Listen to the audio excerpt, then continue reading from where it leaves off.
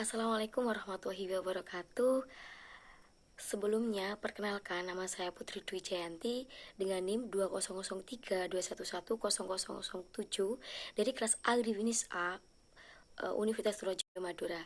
Langsung saja, di sini saya mengambil tiga komoditas, yakni padi di Lamongan, jagung di Pati, dan ubi kayu di Magetan. Langsung saja pada komoditas pertama, yakni padi di Lamongan.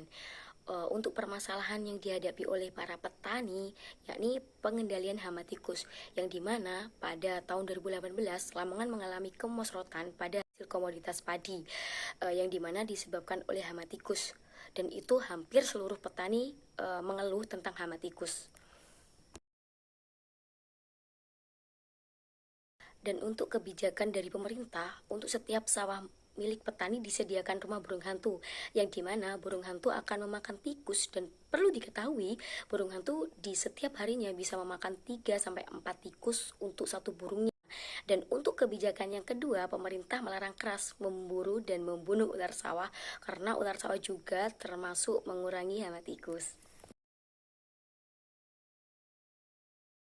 Dan untuk solusinya, memberikan edukasi atau penyuluhan kepada para petani untuk mengurangi pengobatan tikus atau racun tikus dengan beralih ke racun alami, yakni yang ramah lingkungan, di mana seperti pengolahan pace, itu juga termasuk salah satu racun alami seperti itu. Dan untuk pengendalian hama tikus di Kanada sangatlah luar biasa, yang dimana para masyarakat memasang poster yang dipasang di tempat-tempat umum, yang di situ contoh isinya itu mematikan tikus, lindungi tanaman dari tikus. Nah, dari hal tersebut juga semua bisa mengingatkan satu sama lain, sehingga dari masyarakat bisa mengurangi tikus itu sendiri. Lanjut, komoditas kedua yakni jagung di Pati. Dan untuk permasalahan sendiri yang dihadapi oleh para petani, yakni turunnya harga jagung dan yang tak kunjung naik juga, sehingga para petani banyak yang mogok untuk menanam jagung dan beralih ke komoditas tanaman yang lain. Jagung dan beralih ke komoditas tanaman yang lain. Upaya pemerintah, yang pertama, operasi untuk pengendalian harga komoditas jagung harus kita lakukan. Yang kedua, adanya kebijakan fiskal khusus untuk ekspor dan impor jagung itu sendiri. Yang ketiga, memastikan pasokan jagung di dalam negeri bisa memenuhi permintaan nasional. Yang terakhir, ketahanan pangan lokal dan keluarga perlu terus kita dorong. Dan untuk solusinya, yang pertama yakni kita harus mencari tengkulak jagung di luar daerah kita sendiri. Dan untuk solusi yang kedua yakni ketika jagung uh, mengalami penurunan, mungkin bisa kita simpan dulu dan sampai harga jagung mulai naik kita bisa menjualnya. Di Cina, harga jagung pada tahun 2018 cukup terjadi kenaikan yang signifikan, di mana kenaikan harga jagung sendiri sekitar 10% dari sebelumnya.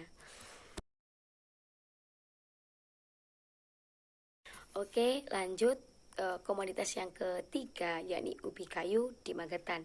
Dan untuk permasalahannya sendiri, yakni rendahnya penerapan teknologi, terbatasnya modal usaha tani, dan sempitnya lahan. Dan di situ juga sehingga para petani ubi kayu tidak mendapatkan panen yang maksimal, yang sehingga bisa memicu pada penurunan ekonomi para petani. Dan untuk kebijakannya, yakni pembangunan pertanian yang dirancang Presiden Republik Indonesia sebagai revitalisasi pertanian, perikanan, kehutanan (RPPKK) pada tanggal 11 Juni 2005 itu diharapkan dapat meningkatkan kinerja para petani dengan tujuan mengurangi kemiskinan dan pengangguran, sehingga bisa meningkatkan daya saing ekonomi nasional. Dan untuk solusinya, permasalahan tersebut yaitu perlu adanya peningkatan produksi dengan perluasan areal-areal panen, dan produktivitas ubi kayu di daerah sentra produksi yang berpengaruh langsung pada perkembangan agroindustri nasional dan kinerja ekspor Indonesia.